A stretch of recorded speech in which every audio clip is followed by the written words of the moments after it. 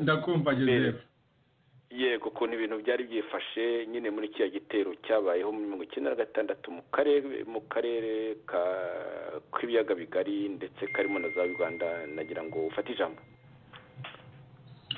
murakoze cyane muvandimwe Joseph. Nagira ngo ngushimire iyo mbese iyo introduction ukoze, kubera ko niduha kureba neza mu byo turi buganireho uko bifitanye isano n'ibyari mu gihugu. Nk'ukuntu rero umaze kubivuga, uwo muco wo kudahana wari umaze mbese gushikama, kubera ko ubwicanyi bwagiye bava mu gihugu kuva FPR yatangira, ndetse mu biganiro byashize muzi ko twavuze ko babaye ku isonga rya DMI n'igisirikare cya FPR. Ahanini bari baranabitojwe kandi baranabikoze no mu gihe bakiri abasirikare muri Uganda, bakiri muri DMI muri Uganda. Ngira ngo tunibutsa abantu yuko bamwe mu baje gukomera cyane ubu banakomeye cyane nka Jack Nziza ndetse na Kabarebe bahoze ari abakozi ba Kagame muri DMI yo muri Uganda. Ubwicanyi rero bwabaye muri FPR, mwagiye mubisubiramo wowe na Musonera mu biganiro mwatanze. Ibyabaye igihe cy'intambara muri FPR, abantu bagiye bagana FPR bagerayo bakicwa, baba abahutu cyangwa abatutsi. Hakaza kuza rero iby'indege n'ibya raporo ya Gersoni ndetse n'ibyo nyine umaze kuvuga bijyanye na Kibeho. Murumva rero ko muri za mpera ya 1995 Kibeho yaramaze kuvaho. Abantu bari baraganye FPR b'abahutu bazi ko tugiye gufatanya, kuko twari dufite intego twatekereza, bamwe bari batekereza ko dufite intego zimwe. Ibyo byari bitagishobotse, ahubwo hari ikintu cy'umujinya ukabije cyane n'urwangano rukabije cyane. Nkanjye nyine ndabivuga bitangaho ubuhamya kuko nari muri FPR. Hari n'umuntu wambajije nyuma y'ikiganiro cyo twagize ambwira ngo se ngo navuze ngo udutsiko dutatu ngo njyewe nabarizwaga ngo leta eshatu ngo njye nabarizwaga he. Nari nzi ko nanabisobanuye, ariko muzi ko navuze ko hari leta nyine batwagiramungu bataravamo na ba Sendashonga na ba Bizimungu na ba Kanyarengwe twahuriragamo. Hakabaho leta mu by'ukuri yacungwaga na FPR by'umwihariko, kuko hari ibyemezo byinshi muri rusange abantu bafataga muri FPR, ariko muri make hari ka gatsiko nyine ka Kagame na DMI. Ahanini muri FPR twakoraga ibyo ako gatsiko gashaka. Ntabwo rero ako gatsiko ka DMI na Kagame nigeze nkabamo, ariko n'ibyo nagiye mbona bibi by'umuntu yavuga kandi ko byabaye FPR ariyoboye. Nagize igihe cyo kubisabira imbabazi, ibyo sinakwirwa mbisubiramo, ariko nagira ngo nshimangire ko ntigeze mba mu gatsiko ka DMI na Kagame. Uko rero ibintu byari byifashe mu karere mbere ya kiriya gitero cyo muri 1996, ibintu ntabwo byari byifashe neza namba. Ngira ngo abantu bari bakuru kuri icyo gihe barabyibuka neza. Impunzi zari zahungiye Tanzania, izindi zahungiye mu Burundi, ariko igice kinini zarahungiye muri Kongo hafi n'umupaka n'u Rwanda. Cyane cyane rero kubera ko ari byo icyo kibazo cy'impunzi z'abahutu zari zarahungiye muri Kongo, aricyo Kagame na bagenzi be bahereyeho gutera Kongo, bakagenda bifashije ngo gufunga inkambi z'impunzi no gucyura abanyarwanda, gucyura abo bahutu.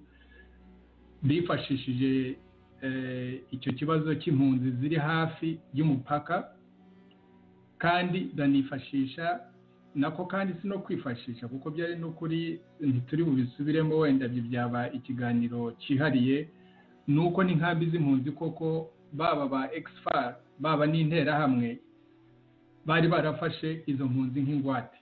Icyo nacyo tujye tukibukiranya abantu mu bintu byo kugerageza mbese kurenzaho nabyo tujye tubivuga.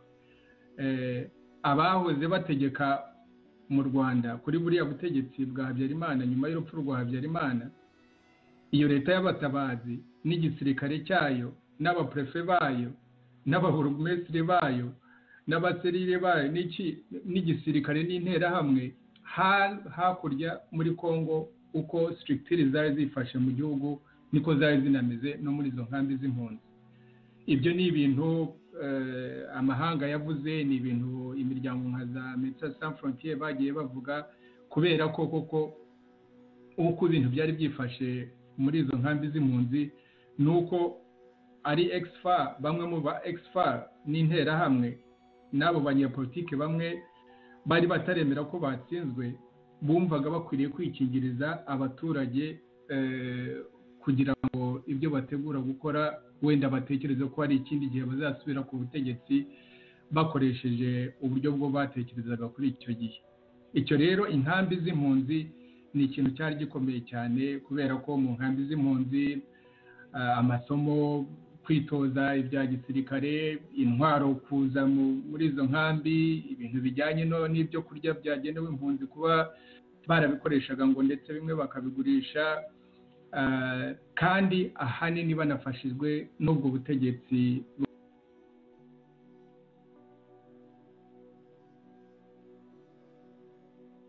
hambere ngira ngo ni mu cyumweru gishize cyangwa Kongo yarimo ko yarapfuye, nakumvise biro biracikagurika ngira ngo wareba ikibazo aho kiri Theo, biracikagurika. Ubu biracecetse, bimeze neza rwose, byaba bicetseho gato. Narakumvise usobanura ko wigeze kujya muri Kongo ngo ushaka kuvunjisha amadolari 100 kubera imwe. Numva usobanura ukuntu wigeze kujyayo ngo ahantu hari universite ikomeye cyane, ngira ngo ni Louvain niba nibuka neza, ngo ubone Rovanium ngo uvuga ngo utwana dushonje cyane, ngo hari imikenke iri hafi y'iyo universite, ngo abantu bararaga. Ibyo wavuze ni ibintu mu by'ukuri byerekana ukuntu yari yarapfuye, ari nacyo mu by'ukuri mu byabaye nyuma, ari nacyo ari kimwe mu byatumye ibyabaye muri Kongo binashoboka, cyane cyane Kongo guterwa n'agahugu gatoya nk'u Rwanda kakavogerwa n'igihugu cy'u Rwanda. Nabyo ni ibintu byerekana ko n'ubundi ubushobozi bwari buke muri Kongo, kandi ubwo bushobozi buke n'ingufu nkeya akaba ari byo Kagame na DMI bashingiyeho kugira ngo batere u Rwanda batere Kongo bakore ibyo bakoze. So Kongo cyangwa icyitwaga Zaire cyari kimeze nabi cyane. Umuntu yavuga ko ubutegetsi bwa FPR bwafashijwe no gushyirwaho na Perezida Museveni wo muri Uganda. Uko bwadufashije nubwo iyo ibintu byameraga nabi hagati y'u Rwanda na Uganda muri iyi myaka yashize, umuntu yajyaga yumva bakabarebe n'abandi nk'abo bavuga ngo n'ubundi ntacyo Uganda yatumariye, ariko FPR yashoboye kurwana, ishobora no gutsinda kubera inkunga ikomeye cyane yavanye muri Uganda kwa Museveni. Ni ukuvuga ngo muri Kharkiv mu byo Kagame yabaraga Museveni n'igihugu cya Uganda nk'inshuti. Icyo ni ikindi kibazo cy'umuntu yakwitaho kumenya.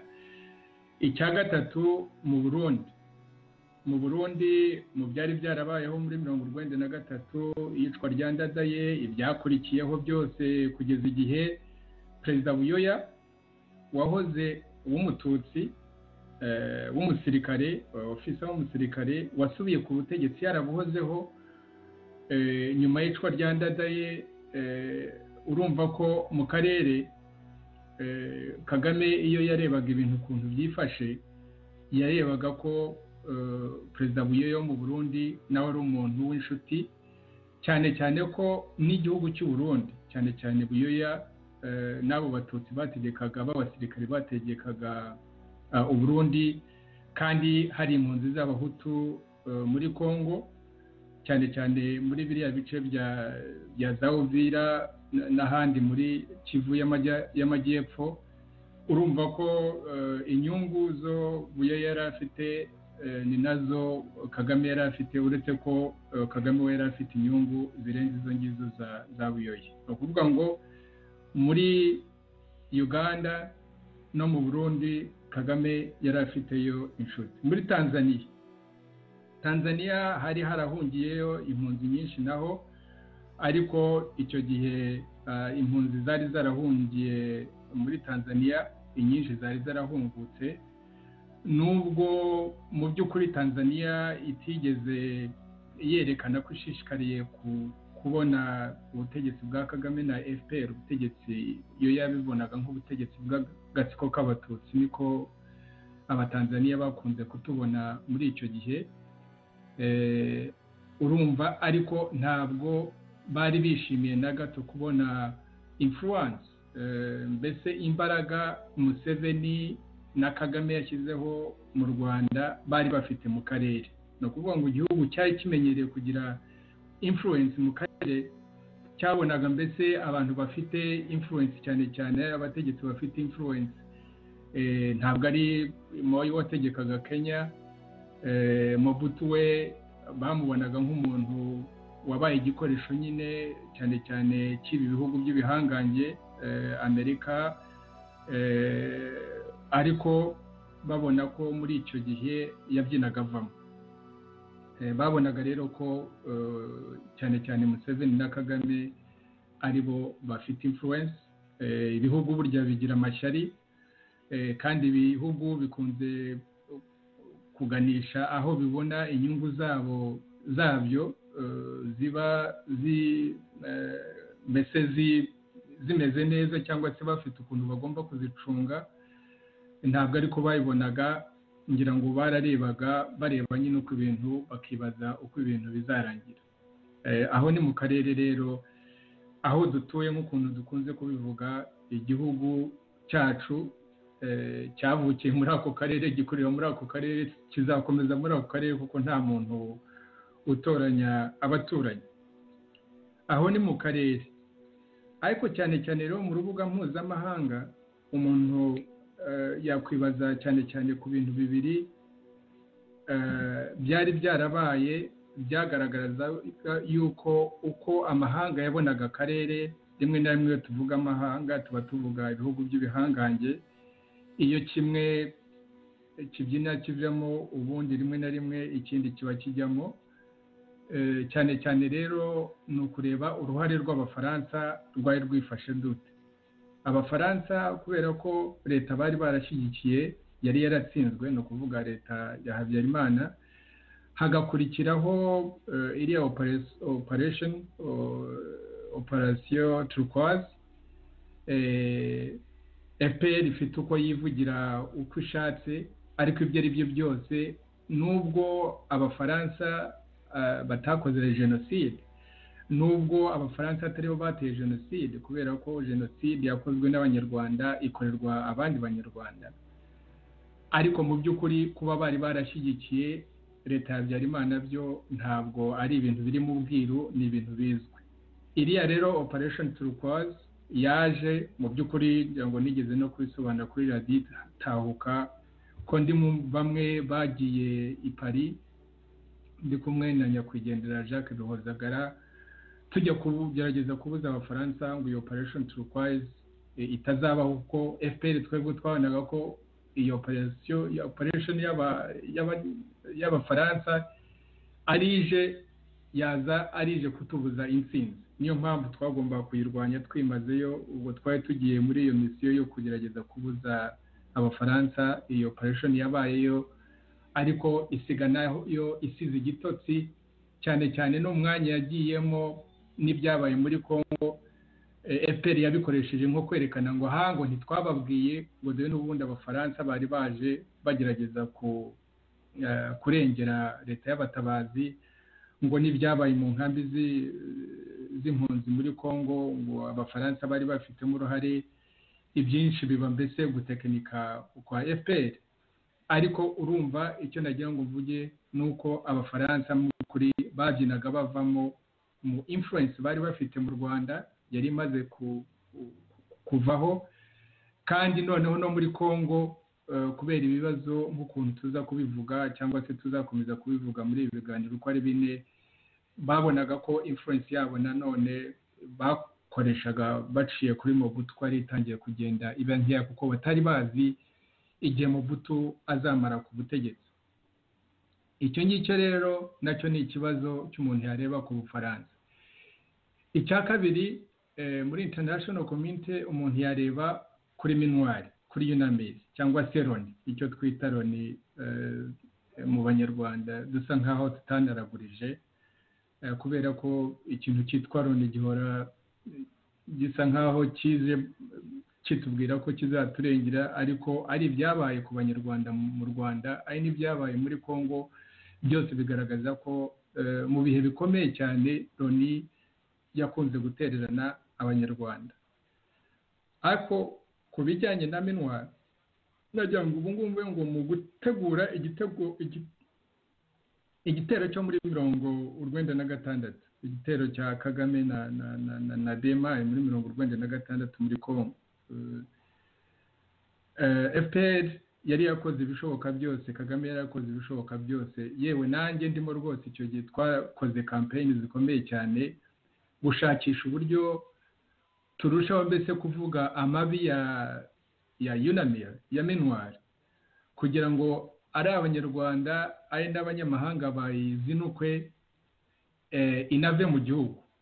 Kuko cyane cyane Kagame yateguraga ko azakora igitero muri 1996, kandi abona ko ayo maso ya Minuar adakwiriye kuba ari iwacu mu Rwanda ndetse no mu karere, kuko nta muntu ujya gukora, nta nkozi y'ibibi ishaka ko haba amaso menshi, ishaka ko fatirana abantu rwihishwa. Twakoze ibishoboka byose mbese dushaka ko Minuar ya kabiri, no kuvuga Minuar ya kabiri, iya mbere ni ya yindi yazinze uturago ikagenda igaterana Abanyarwanda, hagasigara bataya yagana abantu 170, n'ibyaje kubaho nyuma y'u Rwanda kugira ngo twese ntitwabisubiramo, nubwo tuzagenda tubisubiramo. Iya kabiri rero iyo ngiyo ari iya mbere ari n'iya kabiri, nta kuntu FPR itakoze ibishoboka byose kugira ngo ziye kubaho. Rimwe na rimwe cyangwa ubwo wenda kizaba ikindi kiganiro, ariko nibutsa abantu ko nyuma yo kuzinga uturago Minuar ya mbere ikagenda, FPR yakoze ibishoboka byose ko nta yindi UNAMIR igaruka. Ndabyibuka neza rwose icyo gihe, mbibutse kuko nari umunyamabanga mukuru wa RPF, umuntu witwa Gahima mukuru wanjye na Claude Saidi, nyakwigendera Saidi, twe twabohereje kandi n'igihe bahaga raporo icyo gihe hano muri Amerika, hari muri State Department ndetse na New York muri Loni, kugerageza gukora ibishoboka byose ko hataza izindi ngabo za Loni, nubwo zaba ari nyinshi, ko zaba zingana kose. Ngira ngo General Dallaire yasabye 8,000, banza bageze aho bakazigabanya bakavuga bati tuzaguha 5,000, ariko iyo Minuar ya kabiri mbese ibintu byarinze birangira, jenoside irangira itaje. Hanyuma kuza kwayo kwa kabiri nabyo twarabirwanije, ariko noneho tugezeho turavuga ngo ubwo abazungu babishaka, kugira ngo mbese ni nk'abantu bakozwe n'isoni kubera ibyo batashoboye gukora cyangwa se ibi bakoze, turavuga ngo aho kurwana nabo, cyane cyane aba bantu b'Abanyamerika ko batubwiye ngo nituyemere, twemera iyo force, ariko iza mu by'ukuri urebye nta kije gufasha. Bavuga ngo bizafasha mu bintu bya rehabilitation, mbese kuzahura igihugu cyari cyazahaye, ariko dutangira kwirwanya dushaka ko isubirayo hakiri kare.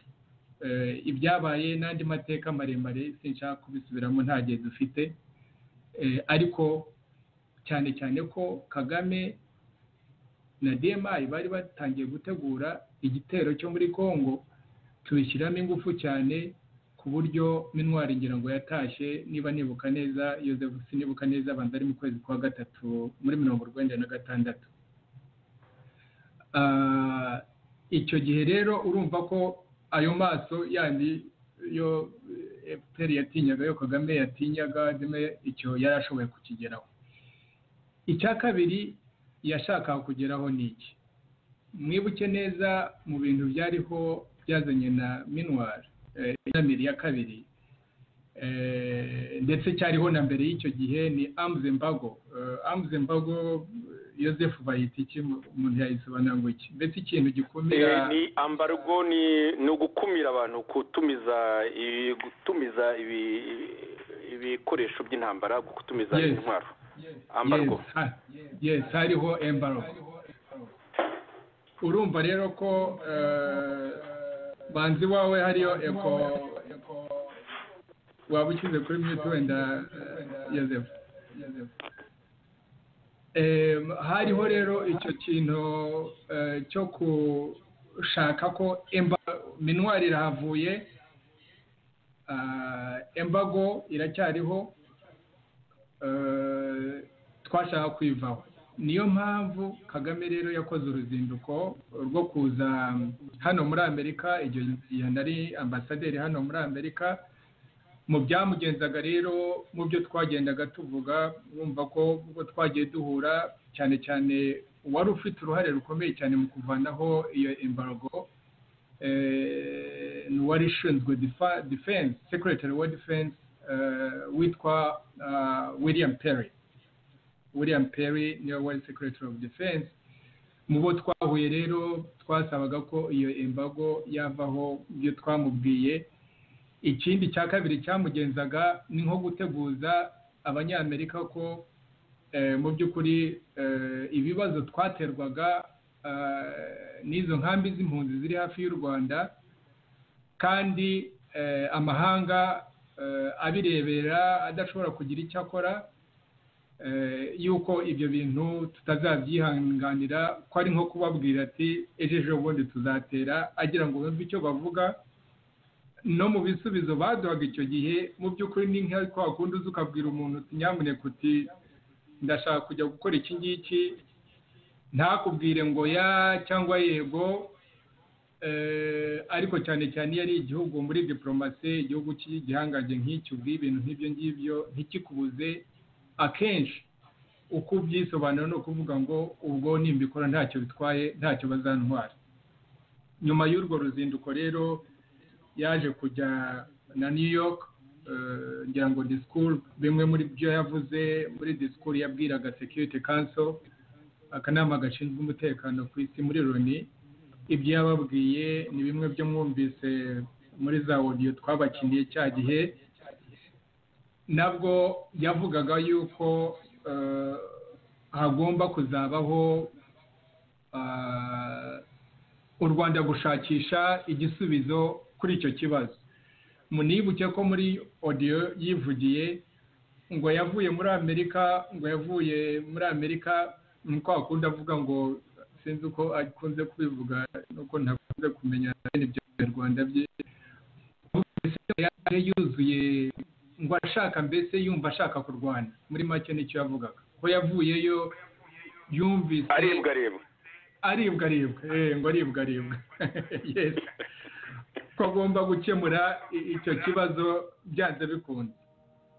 Icyo kintu rero uko mu rubuga mpuzamahanga byari bimeze ni uko nguko Abafaransa bari baranyagiwe, barakubititse mu Rwanda, mu karere influence yabo itangiye kuba nke. Minwari yarataye ibara, ariko noneho n'icyo gice cyari mu Rwanda cyavuyeyo mu kwezi kwa gatatu muri 1996. Ikindi nyine nuko muri Kongo ubwayo, Kongo yari ifitiye za weakness zikomeye cyane, ingufu nkeya zikomeye cyane, n'ibyo yakoraga byose wabonaga itazarenga umutaru kubera ibintu ukuntu byari byifashe. Ubwo muri makeya rero mvuze mbese incamake ni ukuvuga ngo muri Uganda Kagame na DMI bari bahafite inshuti, mu Burundi Kagame na DMI bari bahafite inshuti, muri Tanzania yego Tanzania ibibazo yarabibonaga, ariko mu by'ukuri isa nk'indorerezi kubera ko nta ngufu yari ifite, cyane cyane ko yabonaga ko Museveni na Kagame aribo bari bafite influence cyane cyane mu karere. Naho muri Zaire rero ni za ntege nkeya za Mobutu n'inkambi z'impunzi, mu by'ukuri izo mpunzi nazo zasaga nk'izafashwe ingwate n'interahamwe na Exfa, ari byo mu by'ukuri Kagame na DMI banashingiyeho banavuga yuko bagomba kujya kwikemurira icyo kibazo mu rubuga mpuzamahanga. Hari nyine icyo kibazo cy'Ubufaransa, Ubufaransa mu karere bufite influence igenza amaguru make, Minuar yirukanywe, ndetse noneho n'abandi bafite influence itangiye kuzamuka mu Rwanda n'akarere, aribo Banyamerika mu by'ukuri bafashije cyane mu kuvanaho iyo embargo. Muri icyo gihe mu kuvanaho iyo embargo rero, ndetse no kuba batarabujije Kagame ababwira ati ejo bundi nzikingira, nzagenda nkinge inkambi nikemurira ikibazo, ntihagire umubwira ngo nyamuneka sigaho bizagira ingaruka zikomeye. Ibyo nabyo mbese yabisesenguye avuga ati Abanyamerika ni inshuti zacu, batuvaniyeho embargo, niba ngiye mbabwiye ntacyo babimbwiyeho, bituma noneho iyo stage yo gutekereza ko bakwiriye gutera Congo ishobora kuba, ngira ngo ingaruka zabyo nicyo kiganiro turimo, ubwo turaza gukomeza. Ngarambe nabangusubiza ijambo. Urakoze cyane muvandimwe Theogene kutubwira ukuntu byari byifashe mu karere ndetse n'umuryango mpuzamahanga muri iki gitero cyo mu 1996 mu cyahoze ari Zaire, mu cyitwaga icyo gihe Zaire. Nk'uko inshuti mu duteze amatwi twari twasezeranye kubibagezaho n'umunsi tariki ya 31 Kanama umwaka w'2016. Jonathan Musonera, niba uriho unyumva nagira rwose ube wakwibutsa inshuti zitwumva abateguye icyo gitero cyo mu 1996 mu cyahoze ari Zaire, nako mu cyitwaga icyo gihe Zaire, ni bande bagiteguye? Jonathan, byibutse rwose abari watwumva. Urakoze cyane bwana Joseph, banze ngushimire kandi nshimire na Dr Theogene ibyo amaze kutugezaho mu nshamake. Nagira ngo nibutse mbere yuko ninjira no ku bateguye iki gitero n'uburyo byakozwe, tujye twibutsa abantu ko nyuma ya Kibeho leta ya Kigali ya FPR, abahutu bari bayirimo abenshi icyo gihe barahunze, harimo uwari premier ministre ariwe Twagiramungu, abasetse Sendashonga n'abarizinde n'abandi bahunze abenshi barishwe, kandi nabo bose bakurikiwe na DMI bicira hanze. Abandi bahunze ni benshi, bampuriye ingoma, ba Jean Marie Ndagijimana, murabazi hari urutonde runini rw'abahutu benshi bahunze icyo gihe leta isigara ari ya FPR. Nagira ngo tujye twibutsa abantu ko aba banahunze bamwe bakicirwa hanze. Noneho reka twinjire mu bateguye iki gitero, benshi bari muri Congo, haba mu nkambi no mu ntambara uko bagiye bakurikiranwa bicwa. Cyateguwe nande rero iki gitero? Iki gitero cyateguwe na Kagame, Kayumba na Kabarebe bifashishije ya nkingi ya mwamba ya DMI. Nyuma yo gukora iki gitero nk'uko mu by'ukuri bisanzwe, bakoresha amayeri y'ubwicanyi, cyagiye gishorewe n'abari ku mutwe wa DMI aribo ba Dani Muniza, Jacques Nziza n'abandi bakozi babo, bagiye bakoresha metode zitandukanye zo kwica mu buryo bunamenyerewe tuzi bwanakoreshejwe no mu ishyamba FPR Inkotanyi ikirwana byagiye bikoreshwa ku basirikare cyangwa se ku bana bazaga mu gisirikare, haba kuva muri 1990 kugeza 1994 na nyuma yaho no mu bandi basirikare bagiye bicwa. Izo metode zakoreshwaga akenshi bakoreshaga ubwicanyi bakoresheje udufuni, gutwika imirambo, kujugunya mu migezi, gutaba mu byobo n'ibindi bikoresho byinshi ku buryo bubabaje buteye ubwoba. Nyuma rero yo kwica izi mpunzi zo muri Kongo, nta nubwo byanahagaze n'imbere mu gihugu, baragarutse baguma gukurikirana n'abari baracitse ku icumu mu miryango y'aba bantu benshi bagiye bicwa, abo bagiye bamenya bakagenda babashimuta bakabarigisa. Ubu bwicanyi rero mu by'ukuri bushingiye kuki? Bushingiye cyane kuri iyi nkingi ya mwamba ya DMI, bugashingira mu bugome n'umujinya umuntu adashobora kubona aho cyane cyane ukomoka kuri aba ba nyiri gutegura ibi bitero cyangwa se ba nyiri gukora ubu bwicanyi bifashishije DMI n'abandi bakozi bakoranaga nabo. Ndagira ngo nituza gukomeza kumanuka turaza kugera mu bundi buryo bagiye bakora ubu bwicanyi ndetse n'ingaruka zagiye zibaho mu bakorewe ubu bwicanyi, kuko ntabwo bwakorewe abahutu gusa, kuko bwakorewe abanyamurenge, bukorerwa abagogwe, bukorerwa n'andi moko yo muri Kongo, ndetse bunatezayo ibibazo bitandukanye turi buze kureba hano hasi. Ngira ngo Bwana Joseph naba ngusubije ijambo kugira ngo nawe ukomeze utugezeho iby'iki kiganiro. Uranyumva neza? We turakumva. Urakoze cyane kutubwira abateguye icyo gitero, kabone nubwo ari kubisubiramo ariko ni ngombwa cyane, kimwe n'abavuzwe mu bwicanyi mu Rwanda bakaba ari bakomeje kuvugwa muri icyo gitero cya Zaire, ukaba wavuze n'uburyo bakoreshaga. Wakoze cyane. Nagira ngo rero muri aka kanya none turebe ubwo bwicanyi bwabaye muri Kongo, uko amahanga by'umwihariko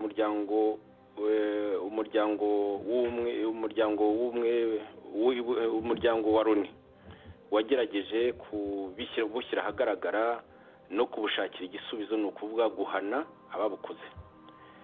Aha rero ngiye gato kubaha incamake ya raporo ya Garreton. Mu iriburiro ryayo muri introduction, raporo ku nkuru zavuzwe ku itsembatsemba, niko yitwa niyo nyito yayo, raporo ku nkuru zavuzwe ku itsembatsemba n'ibindi bikorwa bibangamiye ikiremwa muntu byabereye mu burasirazuba bwa Zaire.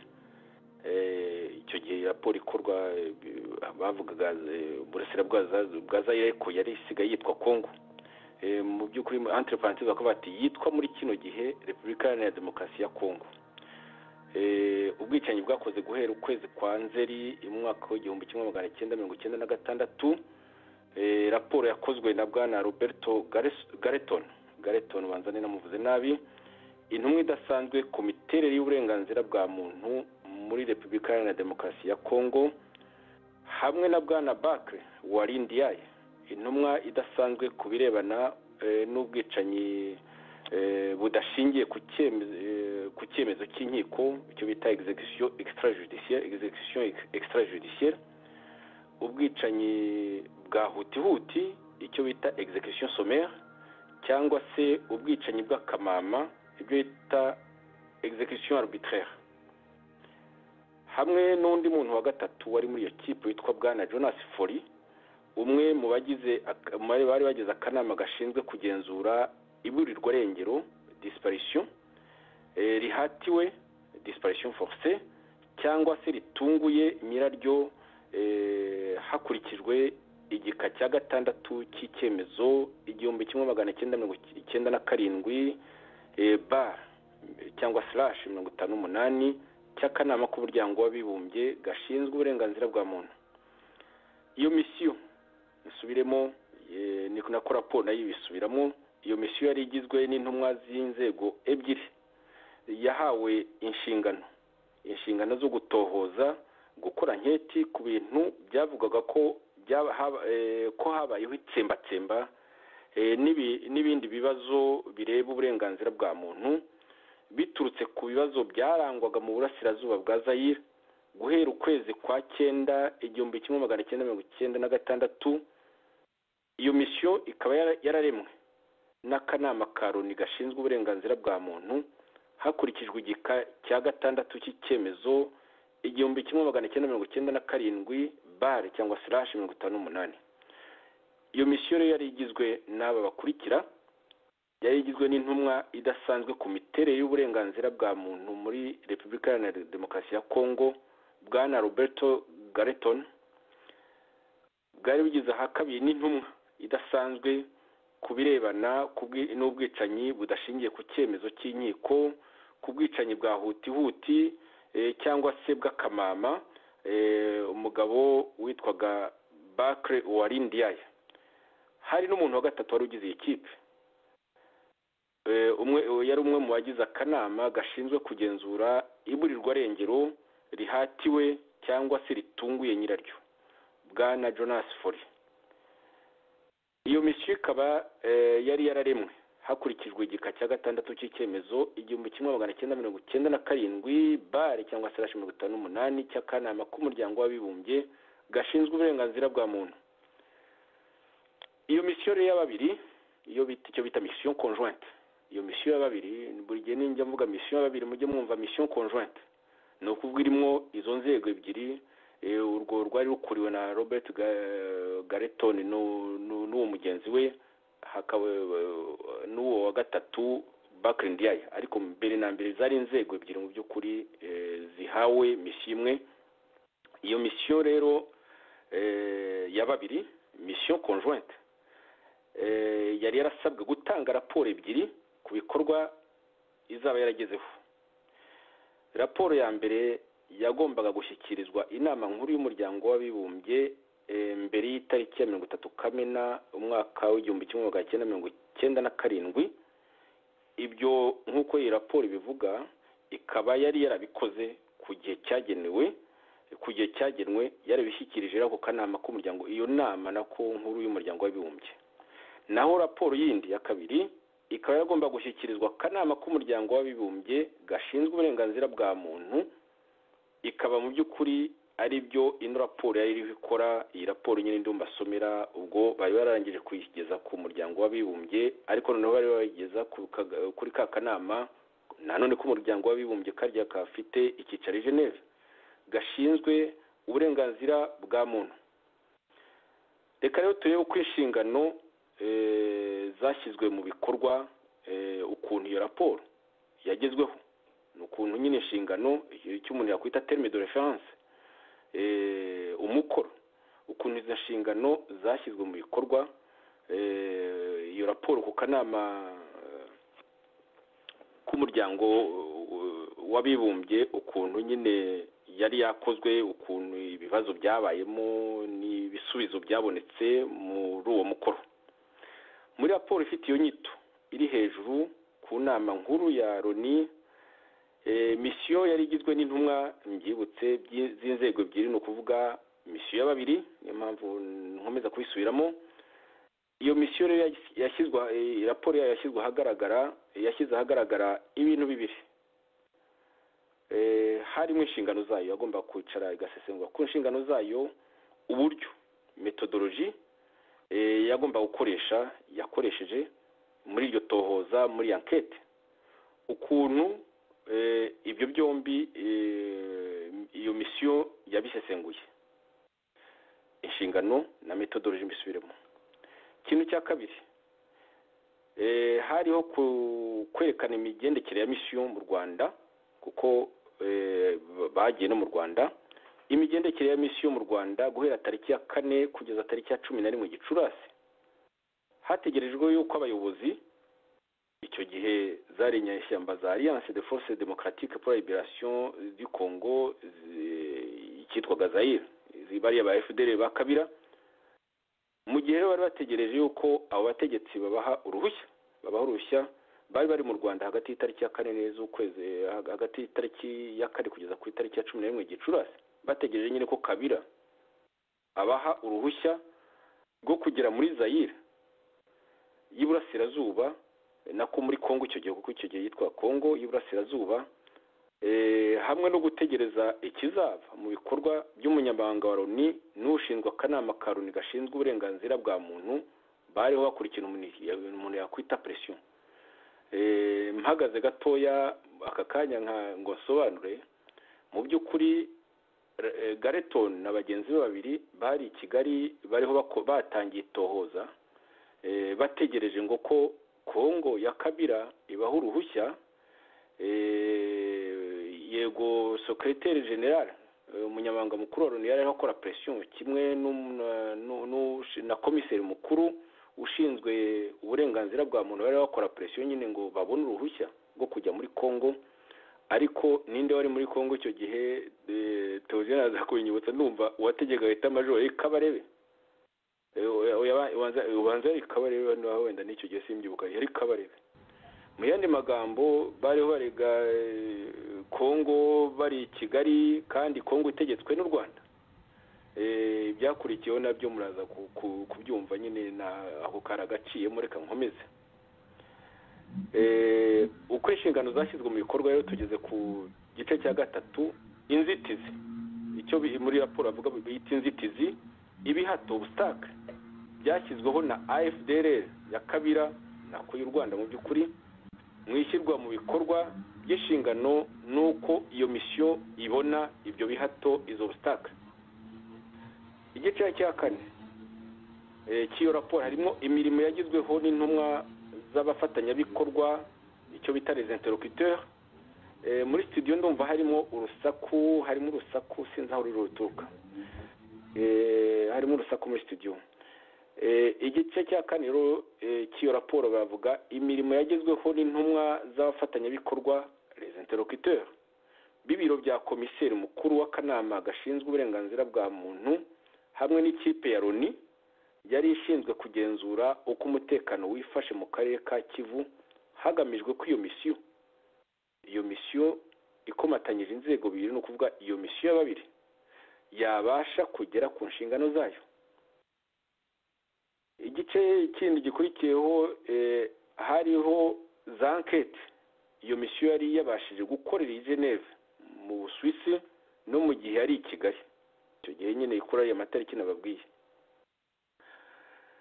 Mu ngingo zikurikiraho zino raporo, niko raporo ikomeza ivuga, mission ya babiri, mission conjointe, yagejejeho abayihaye ubutumwa amakuru yose yashoboye gukusanya arebana n'ibikorwa umuntu yakwita mu Gifaransa, kuko raporo originale mu Gifaransa ibikorwa facts bikurikira. Igikorwa cya mbere, ibitero byagabwe ku nkambi z'impunzi z'abanyarwanda muri Zaire, haba ku buryo direct, uburyo butaziguye, cyangwa haba ku buryo buziguye bwo gukumira ubufasha bugenewe impunzi, blocage de l'aide humanitaire. Ahangaha mpagare gatoya mbwira abagenzi banjye, ibyakozwe muri izo nkambi ni nk'ibyakozwe za Kibeho, kubanza kuniga impunzi, uzibuza ikizitabara, uzibuza amazi, uzibuza ibiryo, nyine zikicwa n'inzara mbere yo kugira ngo ujye kuzirangiza. Ibintu rero mbisubiremo, iryo fact, izo zakusanyijwe n'iyo raporo. Ikintu cya mbere rigira iti ibitero byagabwe ku nkambi z'impunzi z'abanyarwanda muri Zaire, haba ku buryo direct butaziguye, cyangwa haba ku buryo buziguye bwo gukumira ubufasha, kubuza ubufasha ko ku bufasha bugenewe impunzi buzigeraho, icyo bise mu Gifaransa blocage de l'aide humanitaire. Icya kabiri, indi fact ya kabiri ikurikira, inkuru kwitsembatsemba, allégation de massacre, n'ibindi bikorwa bihonyora uburenganzira bwa muntu byatondekanijwe hakurikijwe ababitungirwaga agatoki. Ni ku raporo yabitonde batondekanya ababitungirwaga agatoki, icyo bita mu Gifaransa ba présumé responsable. ni ukuvuga ku buryo bukurikira: ibikorwa bibarirwa kuri AFDR iriya ya Kabila, ibikorwa za fact, ibikorwa bibarirwa kuri AFDR, ibikorwa bibarirwa ku banyamurenge n'amashumi yabo ba Allié biri ku rwego rwa 68.2% rw'ibirego byose bwa za allegation zose.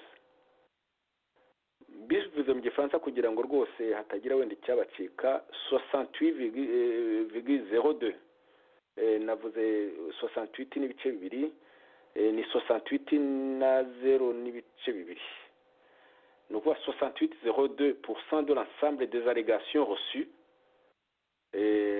ni byakozwe n'ingabo za AFDR, nk'uko bivugwa nyine mu myanzuro ya raporo, 68 n'iby'ijana bibiri bibarirwa kuri iriya troupe ya AFDR yo kwa Kabila, niko byitwa. Ariko ngira ngo nsobanure gato, muraza kumfasha bagenzi banjye Theogene na Musonera. Kabila nta ngabo yari afite, byari u Rwanda hanini. Noneho rero abandi babarirwagaho ibyo bikorwa, izo ibyo bikorwa nyine byibasira inyoko muntu, ibyo bikorwa nyine bifite inyito zinyuranye by'ubwicanyi n'ibindi bikorwa bihonyora umuntu, ibikorwa byabarirwa ku ngabo za Zaire, ibyo bitaga forces armées zaïroises, byabarirwaga n'iyo raporo ya Garreton na bagenzi be ku rwego rwa 16.75% rw'ibirego byose byageze kuri mission ya babiri, iyo komisiyo Garreton nyine, iyo mission Garreton. Ibikorwa bibarirwa bahoze ari ingabo z'u Rwanda, ex-FAR, no ku nterahamwe no kuri za milisi interahamwe, byabarirwaga ku rwego rw'9.64% rw'ibirego byose byageze kuri mission ya babiri, iriya nyine yari kuri na Garreton. Ibikorwa bibarirwa kuri Front Patriotique Rwandais FPR biri ku rwego rwa 2.3% rw'ibirego byose byageze kuri mission ya babiri, 2.03 y'ibirego by'ibirego byose byageze kuri mission ya babiri. Ahangaha nongere mbisubiremo gatoya ntasoma, ni ukuvuga yuko wateranya nabiya bibarirwa ku ngabo za Kabila zitari ziri mu by'ukuri zari z'u Rwanda, ugateranya n'ibyo binyine bibarirwa kuri FPR ubwayo. Ibikorwa noneho bibarirwa ku ngabo z'u Burundi, kuko nazo zari zihari muri iyo kampanye, forces armées burundaises, biri nabyo ku rwego rwa 2.03 na 2.03%, kuvuga ibice bibiri ku ijana n'iby'ijana bitatu, 2.03 ku ijana by'ibirego byose byageze kuri mission ya babiri. Ibikorwa bibarirwa ku bacanshuro ba mercenaires barwanaga ku ruhande rw'ingabo za Zaire, forces armées zaïroises, biri ku rwego rw'igice kimwe kijana igice kimwe n'ibice 52, nako ku rwego rwa 1.52 rw'ibirego byose byageze kuri mission ya babiri, 1.52%. Rero ibiri mu gice cya gatatu cy'iyo raporo ya Garreton na bagenzi be, ingingo z'amategeko mpuzamahanga zagenderwaho kuri ibyo birego, kuri izo allegation. Iyo raporo yaravugaga iti ibyo birego ese ni ayahe mategeko mu by'ukuri abireba, ni ayahe mategeko yabihana. Byari muri chapitre ya 6 ya raporo ya mission ya babiri, mission conjointe, yagejeje ku nama nkuru y'umuryango w'abibumbye, Assemblée Générale. Iyo chapitre ya 6 ikaba yarahariwe kwerekana ingingo z'amategeko zihamye, règles de droit pertinentes, zashingiweho hagamijwe gutanga ibisubizo ku bibazo bitatu by'imena, mu gifaransa répondre à 3 questions essentielles. Ibyo bibazo bitatu by'imena rero byari ibihe byagomba kubona igisubizo. Ikibazo cya mbere, ese ibikorwa biregwa ese ibikorwa biregwa byaba bigize icyaha cya jenoside? Mbivuge mu gifaransa kugira ngo nyine kuko raporo yakoze mu gifaransa. Les faits allégués constituent-ils un crime de génocide? Igisubizo ni iki? Niko raporo ivuga rwose ntacyo nongeraho. Igisubizo ni iki? Ntawahakana ko habayeho itsembatsemba rishingiye ku bwoko, aho ryakozeho les victimes, bakaba hanini barabo mu bwoko bw'abahutu, b'abanyarwanda, b'abarundi n'ab'abazayirwa. Uko mu ikubitiro bibonwa na misiyo ya babiri, bimwe muri ibi birego bishobora kuba ari ibikorwa bya jenoside. Mbivuge mu gifaransa kugira ngo byumvikane kurushaho. Certaines de ces allégations pourraient constituer des actes de génocide. Raporo yakomeza igira iti, gusa rero inkuru misiyo ya babiri ifite muri kino gihe ntizihagije ngo tube twatanga opinion yuzuye, opinion précise kandi idasubirwaho, opinion définitive. Itohoza enquête icukumbuye approfondie ku butaka bwa Repubulika Iharanira Demokarasi ya Kongo. Iyi enquête, iryo tohoza niryo ryatuma icyo kibazo cyumvikana neza. Ibyo ni biri muri paragraphe ya 80 y'iyo raporo ya Gareton na bagenzi be. Ikibazo cya kabiri bibazaga bakagomba kukibona igisubizo kiragira kiti, ese ibirego raporo yakusanyije byafatwa nk'ihonyora ry'itegeko mpuzamahanga rireba muntu?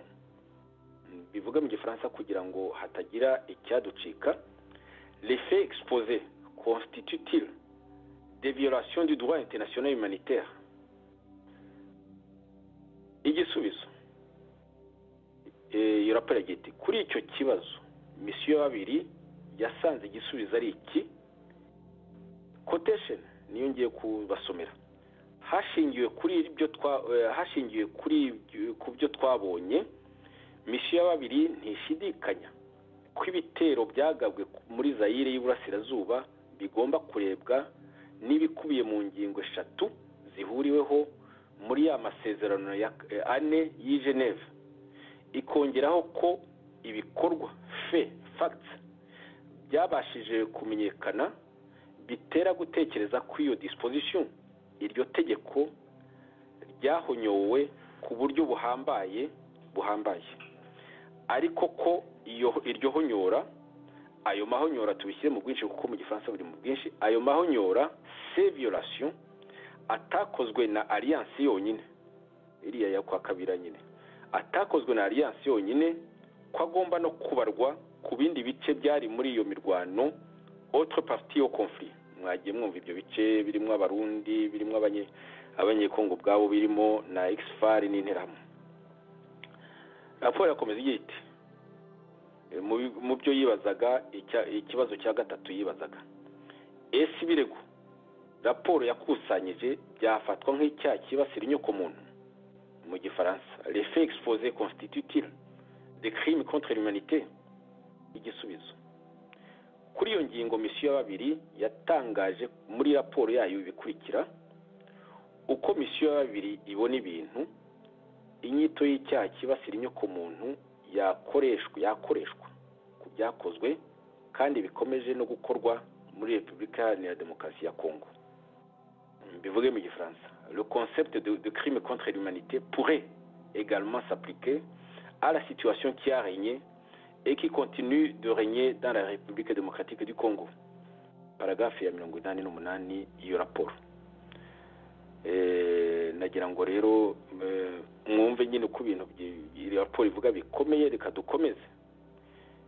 Chapitre ya 4 igice cya 4 cy'iyo raporo kibanda ku bikorwa biteganywa na misiyo ya babiri, iyo mission conjointe irimo nyine yari ikuriwe na Roberto Gareton. Ikipe y'itohoza hakabaho bikanavuga ku ikipe y'itohoza yaje gushyirwaho n'umunyamabanga mukuru w'umuryango w'abibumbye icyo gihe.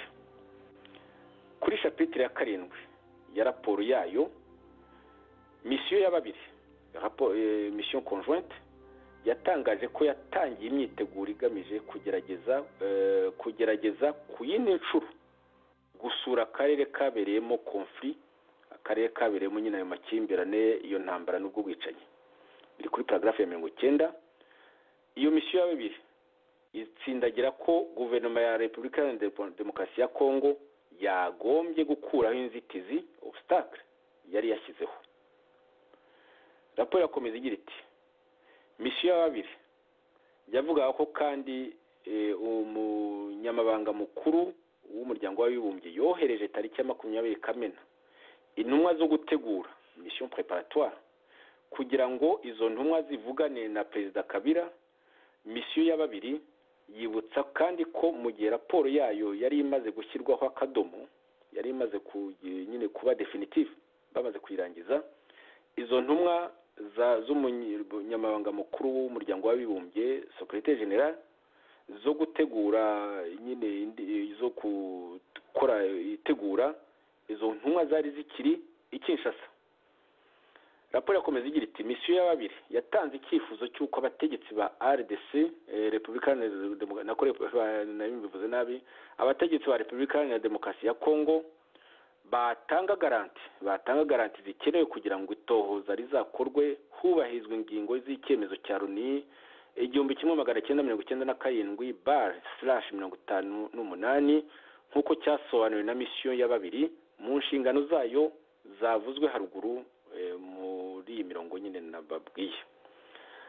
Raporo yakomeza igira iti mu gusa rero kubera ko misiyo ya babiri yangiwe kwinjira mu kubutaka bwa Repubulika Iharanira Demokarasi ya Kongo, umunyamabanga mukuru mu ibaruwa yandikiye tariki ya 15 Nyakanga Perezida Kabila, uwo munyamabanga mukuru yashyizeho ikipe muri iyo baruwa nyine yavuga ko ashyizeho ikipe ishinzwe gukora anketi ku ihonyorwa rikomeye ry'uburenganzira bwa muntu n'iry'amategeko mpuzamahanga ndamiramuntu, mbivuze mu gifaransa violation grave des droits de l'homme et du droit international humanitaire, ihonyorwa ryaba ryarakorewe muri Repubulika Iharanira Demokarasi ya Kongo icyahoze ari Zaire guhera tariki ya 1 Werurwe umwaka w'1993 ashimangira umunyamabanga umukuru ashimangira ko iyo raporo igomba kuba yamugezeho bitarenze mu mpera z'ukwezi kwa 12 kwezi k'Ukuboza 1997. Raporo yakomeza igira iti kubera ko condition kubera nyine ibyo umunyamabanga mukuru wa Loni yari amaze kwemeza, nta kindi niko nyine abagize inama babiri nyine bakuriwe na Roberto Galton baragira bati nta kindi cyari gisigaye kuri misiyo ya babiri usibye guhagarika imyiteguro yari yatangiye hagamijwe gusubira mu karere ibyari kuyibashisha kurangiza inshingano zayo yari yarahawe hakurikijwe icyemezo cya Loni 1997/58. Izo nshingano ebyiri ngo zaba mu by'ukuri inshingano ebyiri no kuvuga inshingano z'iyo misiyo ya babiri n'inshingano z'iyo kipe ya enquête yari imaze gushyirwaho n'umunyamabanga mukuru. Izo nshingano ebyiri ngo zaba zitandukanywa gusa ni ku raporo ivuga n'ikintu kimwe gusa. Enquête yasabwe na secrétaire général iribanda ku bikorwa byabayeho guhera tariki ya 1 Werurwe umwaka w'1993 mu gihe enquête y'akanama gashinzwe uburenganzira bwa muntu yarebwaga n'ibikorwa facts byabayeho guhera mu ntangiriro z'ukwezi kwa Nzeri 1996. Mu yandi magambo iyo raporo ya kabiri y'umunyamabanga mukuru yari ku myaka nyine myinshi, irimo niyo myaka nyine yakozwe n'ako kanama kambe n'iyo misiyo ya mbere yari kuri na Galton. Byatandukanywaga nyine n'icyo gihe, kimwe ari kirekire ikindi ari kigufi nta kindi, ubundi bisigaye inshingano zari zimwe.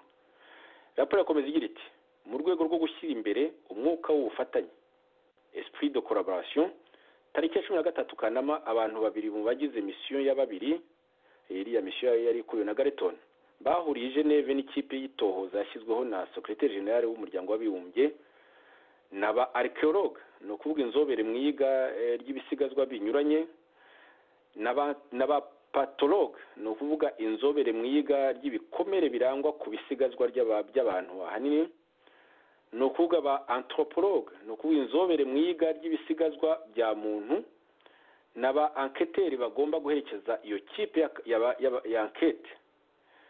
Iyo mission ya babiri rero yari yobowe na Garreton iza guhereza iyo kipe y'abanketere yari imaze gushyirwaho na Secrétaire General w'umuryango w'abibumbye inyandiko zose toute la documentation zakusanyijwe guhera igihe iyo mission ya babiri yari yatangiriye ubutumwa bwayo kubyorohereza akazi rero.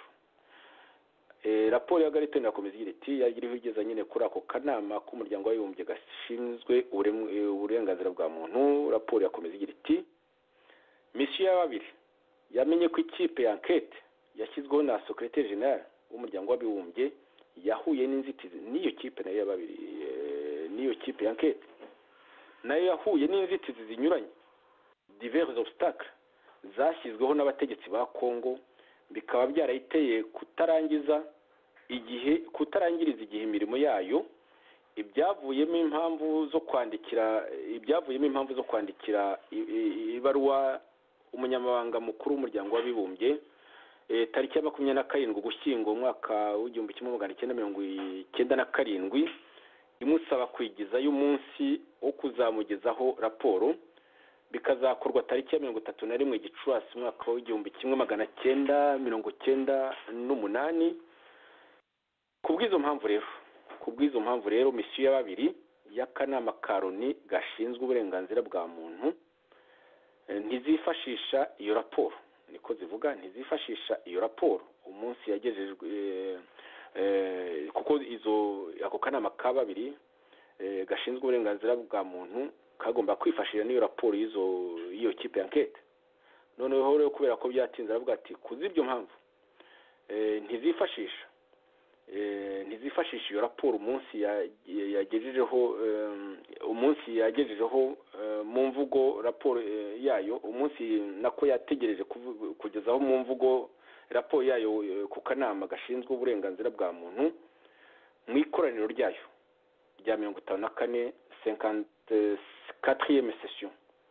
Mu yandi magambo rero mu byo ako kanama kari karabujwe gukomeza imirimo yako kagomba kugeza kuri iyo session ya 54 y'akanama k'umuryango w'abibumbye gashinzwe uburenganzira bwa muntu ntabwo iyo raporo yagomba kuvuga gusomwa mu magambo yifashishije iyo raporo y'iyo kipe enquête yari yashyizweho n'umuryango n'umunyamabanga mukuru wa Loni kubera ko nyine yari yakererejwe na obstacle n'inzitizi zari zashyizweho n'abategetsi ba leta ya Congo.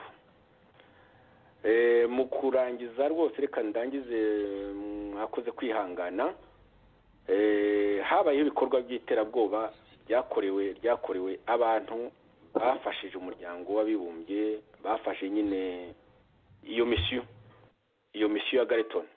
Ntabwo ngiye gusoma ibyo bikorwa by'iterabwoba byakorewe nyine abantu bose bemeye kuha ubuhamya no gufasha ku buryo bunyuranye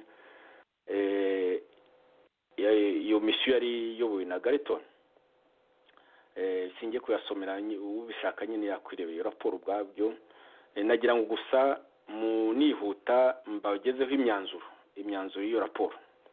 Imyanzuro y'iyo raporo ni inama recommandation yatanga imyanzuro igatanga na recommandation.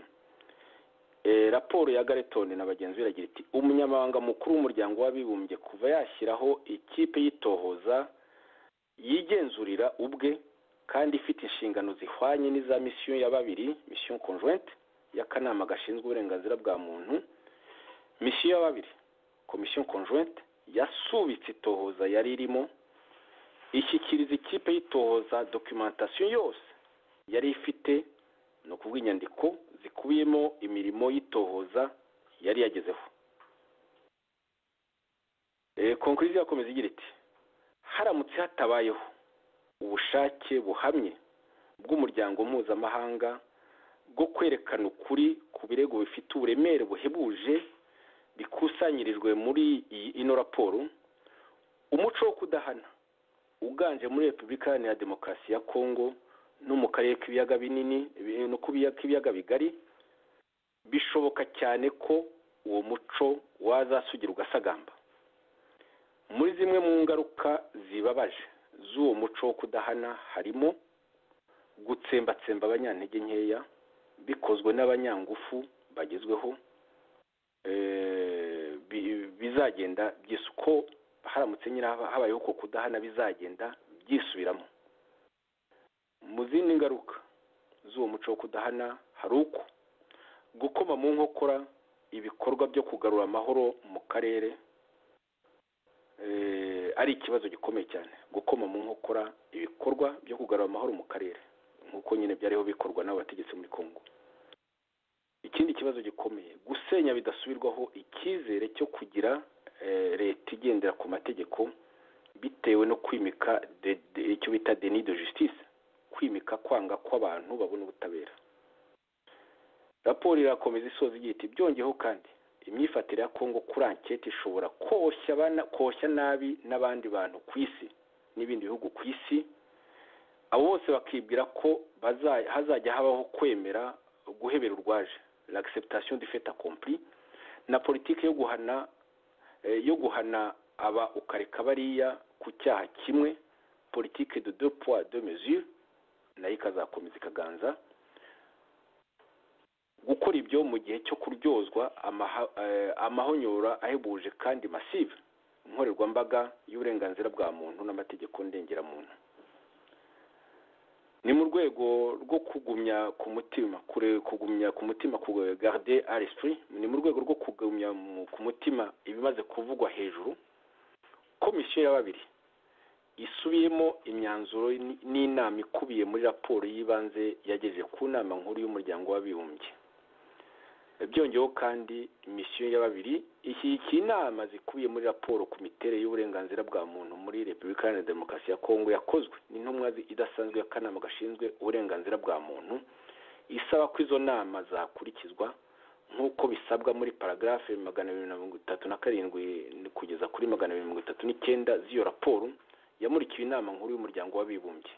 Ni ukuvuga mekanizme za komisiyo nyine, kwibutsa nyine ko ako kanama k'umuryango w'abibumbye gafite za mekanizme ubundi zigomba kugenzura neza imiterere y'ihonyora ry'uburenganzira bwa muntu no kwibonera birumvikana ibisubizo. Mu yandi magambo rero, nagira ngo inshuti muduteze amatwi, namwe inshuti turi kumwe muri kino kiganiro, Theogene na Jonathan, mufate ijambo gatoya nyine tugira icyo twavuga kuri iyo raporo uko maze kugerageza kuyivuga mu magambo make uko ntawabivuga byose. Urakoze cyane muvandimwe Joseph. Reka tufate ka pause kagufi cyane, hanyuma tugaruke dusubire mu kiganiro, ubwo turakunganira tugira icyo tuvuga kuri iyo raporo umaze kutubwira mu ncamake.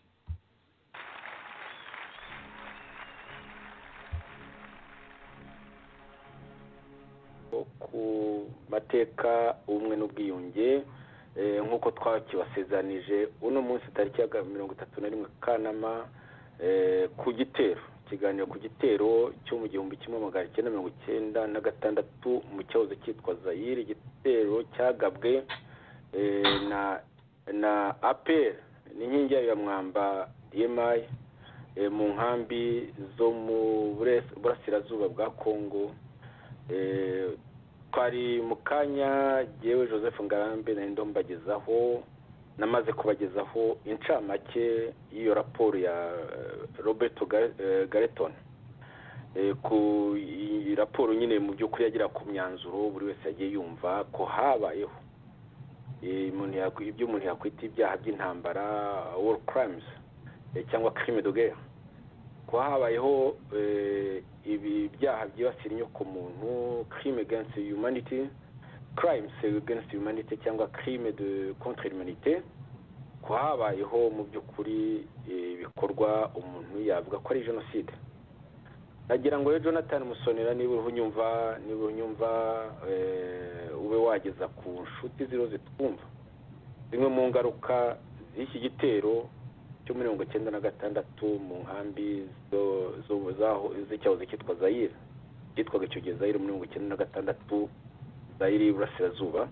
ni izihe ngaruka ni zihe muri zimwe mu ngaruka z'icyo gitero wageza ku batwumva Jonathan? urakoze bwana Joseph, uranyumva neza? Ndakumva neza Jonathan. urakoze mu by'ukuri ari mu rusaku muri studio cyangwa iwawe urebe ahantu hari urusaku? Yego, ntabwo ari gihe. Urakoze cyane bwana Joseph, uranyumva neza ubu ngubu? Hello, uranyumva? Ndakumva neza. Okay, merci. Ni izihe rero ngaruka zaje kubaho nyuma y'iki gitero cyangwa se nyuma y'ubwicanyi bwakozwe muri ziriya nkambi ndetse no mu basirikare bari ku rugamba, harimo kuko abenshi n'abana b'abanyarwanda? ni ingaruka ni izihe? ingaruka zabaye ahanini ni ukumarisha abana b'abanyarwanda, cyane cyane nyuma yo kwica abahutu bari mu nkambi hapfuye n'abana benshi b'abanyarwanda b'abatutsi bari mu bwoko bw'abanyamurenge no mu bwoko bw'abagogwe, ndetse n'abanyarwanda muri rusange mu basirikare bari APR. kubera ko nyuma y'intambara ya 90 ntabwo intambara zahagaze, zarakomeje nizo zavuye mu bitero byo muri Kongo byo muri 1996. aba basirikare bagumije kuba mu ntambara zagendaga zica aba bana b'abanyarwanda, kandi noneho n'ababyeyi babo ntibamenye uko bapfuye. izi ngaruka rero zasize ibibazo bikomeye by'ubumuga, ubukene, amacakubiri ashingiye ku bwoko. byazanye ikibazo gikomeye cyane ku macakubiri y'amoko y'abanyarwanda, ndetse noneho kiza no kuba ikibazo kubwo kumarisha abanyamurenge. haje kubaho no kubateranya n'andi moko yo muri Kongo. abanyamurenge n'abagogwe baje kugira ikibazo cyo kubateranya n'andi moko yo muri Kongo, batangira no gusubiranamo kw'ayo moko, bagenda batwikira abanyamurenge cyangwa se abagogwe, abandi batwara inka zabo nk'uko byagiye bikorwa. uretse ko na bamwe mu bakuru b'izi ngabo za PER bagiye batwara n'inka z'abagogwe n'inka z'abanyamurenge. byateje ubuhe bukana rero ku kibazo cy'amoko, cyane cyane mu Rwanda iwacu. ikibazo cy'amoko ntikigeze gikemuka, kuko ya nkingi ya mwamba ya DMI ari nayo yari igizwe n'aba bakuru batatu, hariho Kagame, Kayumba na Kabarebe, na Badane na Nziza n'abandi bari babakurikiye. bakomeje kubibaya amacakubiri y'urwango. noneho kubera nk'uko nabivuze ubushize mu kiganiro twakoze, uburyo intambara ya FPR yakozwe n'uburyo bateguye uburyo bwo guhanura indege, icyari kigamijwe mu gufata ubutegetsi no kumarisha abatutsi, no kugira ngo abatutsi babe nk'aho ari iteme ryo kwambukiraho, noneho babone n'uburyo bwo kuzica abahutu, ku buryo iki cyaha cya jenoside bamwe mu bahutu baguyemo cyabaye inzira yo guha FPR amaboko yo gucecekesha abahutu, ndetse n'abacitse ku icumu ry'abatutsi ku icumu rya jenoside baba nk'aho ari ibikange bahahamutse, basigara bakoreshwa mu buryo nabwo badatekereza mu kubeshya. noneho uku kubeshya kwazanye kana gukomeye cyane hagati y'ikibazo cy'abahutu n'abatutsi, nubwo mu Rwanda hari iterabwoba n'abantu batavuga, ariko ikibazo cy'amoko yacu cyafashe intera mbi ku buryo budasubirwaho, ku buryo naho turi hanze aha, kugira ngo abantu bagisobanukirwe, babashe kucyumva, babashe no kubona amarorerwa y'akagatsiko k'aba basirikare bakuru bo muri FPR na DMI bakwiye kumenya ukuri kuri ibi bintu byose kugira ngo babashe gusobanukirwa n'ubukana n'imikorere n'urwango rwagiye rubibwa hagati y'aya moko. Kandi noneho se nyuma yo gukora aya marorerwa byaje kugenda bite? Nuko abaje gukora aya marorerwa bose nta n'umwe kugeza ubu wigeze ahanwa. Icyo kikaba ari ingaruka zikomeye ku bacitse ku icumu rya jenoside, cyane se ku bacitse ku icumu ry'ubu bwicanyi bwakorewe abahutu, nk'uko na raporo yagumije ibivuga igaragaza ko bishoboka kuba ari jenoside. Uretse ko mu buryo budashidikanywaho ibiranga cyangwa se ibifatirwaho na Loni mu kwemeza ibyaha bya jenoside nibyo byakozwe muri Kongo ku mpunzi z'abahutu zari ziriyo. Ubu bwicanyi nyuma yaho ntabwo bwigeze buhagarara, bwarakomeje no mu Rwanda no kugeza uyu munsi wa none. Ikigaragara ni uko ahubwo ababikoze bose bagiye bagororerwa, barahembwa, bahabwa imitungo, bahabwa imyanya ikomeye, bahabwa amapeti, n'uyu munsi wa none bakaba ari bo bakiyoboye igihugu. Murebe rero ubwicanyi basize hagati y'abahutu n'abatutsi, murebe ubwicanyi cyangwa se inzangano basize hagati y'abatutsi bo muri Kongo, abanyamurenge, abagogwe n'andi moko yaho. Kugeza uyu munsi wa none haracyari ayo macakubiri adashobora gushira, ari nayo mpamvu natwe hano hanze dufite iki kibazo cy'abagenda bakora ibikorwa cyangwa se imikorere nk'iyagiye iranga abantu bo muri FPR yo guteza amacakubiri, guteza inzangano, kwanganisha abavandimwe cyangwa se inshuti bashingiye ku bumenyi cyangwa se ku buhanga basanganywe muri iyi mikorere y'ubwicanyi n'amacakubiri. Izi ngaruka rero ntabwo zabaye ku banyarwanda gusa, zafashe intera mu karere, haba mu Burundi, muri Uganda, muri Tanzania. Byafashe intera nini ku buryo urebye igihugu cy'u Rwanda uyu munsi wa none kimeze nk'aho kiri hagati y'abanzi b'ibindi bihugu baturanye, kubera aya macakubiri yagiye agira ingaruka no kuri ibi bihugu nk'u Burundi, Kongo, Uganda na Tanzania. Ni izihe rero ngaruka ziri kuri twe? Ni ukuvuga ngo niba tudahagurutse ngo abanyarwanda tuvugishe ukuri kuri ibi bintu byagiye bibaho, dushyire amaboko hamwe, twemere uruhare twagize muri ibi bikorwa, turwanye kariya gatsiko n'aba bose bari bagakuriye n'abakoze ibi byaha, babashe gushyikirizwa inkiko kuri ibi byaha bakoze, noneho habeho guhumuriza abakorewe ibi byaha, abacitse ku icumu mu buryo bwose bahabwe ubutabera n'indishyi z'akababaro. Ntabwo igihugu cyacu kizigera kigira amahoro. Amahoro azazanwa n'uko ukuri kugiye habona, izi ngaruka zose tukagerageza kuzitwaramo, ariko habayeho guhana. Nagira ngo Bwana Joseph ngo subize ijambo, ariko mbere yuko nari gusubiza nagira ngo nibutse n'abantu ko kuva FPR cyangwa se APR yatangira intambara hamaze gupfa abasirikare benshi cyane b'abanyarwanda bari baritabiriye urugamba rwa FPR n'urwo baroshyweho mu ntambara zo muri Kongo, ariko nta na rimwe bari batangaza umubare w'abasirikare bamaze gupfa bishwe n'izo ntambara n'ibimuga bihari, umubare wabyo, kugira ngo bazabashe no guha indishyi z'akababaro imiryango yabo. Nta na rimwe iki gikorwa cyari cyakorwa. Sinzi niba hari uwundusha kumenya niba yaba hari umubare azi w'abasirikare kuva FPR itangiye urugamba muri 1990 kugeza uyu munsi wa none. Naho nagira ngo nsoreze ko amayeri ya FPR na DMI buri gihe bagenda bihisha inyuma y'ibi bikorwa bibi, kandi ntibagire na rimwe bagaragariza abanyarwanda ukuri kw'ibyagiye bikorwa. Bwana Joseph, wasubirana ijambo, urakoze.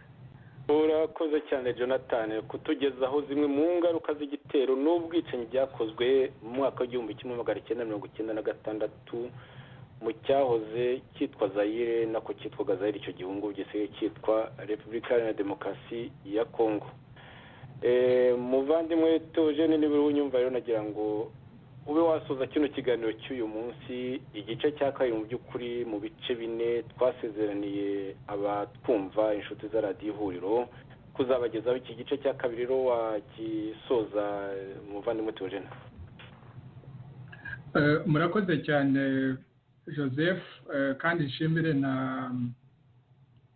mugenzi wacu Jonathan ibyo amaze kutugezaho by'ingaruka kandi zikomeye cyane ku karere ariko cyane cyane no kuri twebwe nk'abanyarwanda. Nanjye ngo wenda ntaragera kuri icyo kintu cyo gusoza wenda nongereho ngira ibintu bibiri navuga ku byo watugejejeho muri raporo ya Gareton.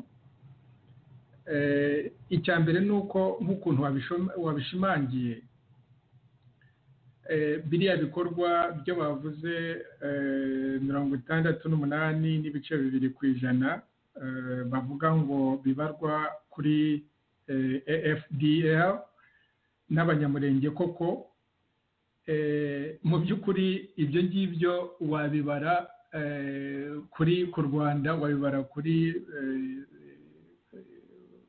ku basirikare b'u Rwanda abasirikare ba Kagame no kuvuga APA kubera ko nk'ukuntu twabyumvise muri iyo audio banabyivugira ubwabo ari Kagame abyivugira ari Kayumba abyivugira ari n'Akabarebe babyivugira mu by'ukuri yaba Kabila nk'ukuntu abantu babyibuka ni umuntu mbese waje ashyikirizwa Kagame na Kabarebe na Kayumba ari abanyarwanda. Museveni nawe yaramugejweho n'abatanzania. Ngira ngo munibuke neza uwitwa Bugera avuga ko ahura na Kabila bwa mbere na mbere yahuriye nawe mu biro bya Kabarebe ndetse anavuga ko bambuka umupaka hariya za Goma ko babaga ari umunyepolitike afite mbese abasirikare ba RPA, umunyepolitike afite igikundi abasirikare no kuvuga ngo iriya ntambara itangira no kugera isozwa abantu mbese barwanye cyangwa se bafashe igihugu mu by'ukuri yavuga ko ari RPA. Nubwo hagati aho ngaho twakomeje kubeshya cyane, nanjye mu bantu bagendaga babeshya cyane cyane hano i Washington DC ikintu simpu ni byabaye kuko kuva yatangiye muri 1996 kugeza igihe Kinshasa yafatiwe mu kwezi kwa gatanu 1997 twakomeje kuvuga ndavuga leta twakomeje ubwo yacu ari uko tutari muri Kongo. Nk'abantu rero tekereza kujya ahangaha ukajya muri State Department icyo gihe yari Susan Rice niwe wari Assistant Secretary ushinzwe ibya Afurika kandi urumva abanyamerika ibihugu by'ibihangange bifite amaso aruta yawe bireba kure kurusha wowe niyo wagerageza kubabeshya uba wibeshya uretse ko noneho bo na Kagame yari yarabibabwiye kandi bari bafite abantu bazi ibikorwa hariya wagenda mwajya guhura nyine ukaritsira ukavuga yuko twebwe tutari muri Kongo. Uwo mudamu arambwira atari ko Theogene ati nanjye urambeshya koko ndekera aho ngaho ndaseka ariko kubera ko niko igihugu niko leta yabifataga niko nagomba kubivuga. Hanyuma mu kwezi kwa karindwi ngira ngo niba nibuka neza itariki 19 muri 1998 Kagame ubwe aha interview ikinyamateka Washington Post nibwo yatangaje ku isi yatangarije amahanga ngo yego yabibyo yajya avuga ngo turamaze ni twebwe twateye Kongo ni twebwe twakoze ibingibi ni twebwe twavanyeho Mobutu ni twebwe twafashe igihugu arabyiyemerera. ni ukuvuga ngo mu by'ukuri ni kimwe mu bintu byanateye ikibazo kuri Kabila, kuko nubwo waba warafashije umuntu ariko ni igihugu sovereign, igihugu cyigenga, ukomeza umubwira ko ari wowe wamushyizeho, ko ari wowe warwanye, ko we nta basirikare yari afite. Icyo ni kimwe mu bintu umuntu ufite ubugabo niyo wamufashije ntabwo ashaka ko urumwibutsa yuko ari wowe wamushyizeho kandi ugashaka no kumutegekera mu rugo rwe. Kugira ngo nshimangire icyo cyo Joseph yatubwiye muri raporo, bavuga ngo ibikorwa bibi by'ubwicanyi 52% byabarwaga kuri FDR hamwe na Renge.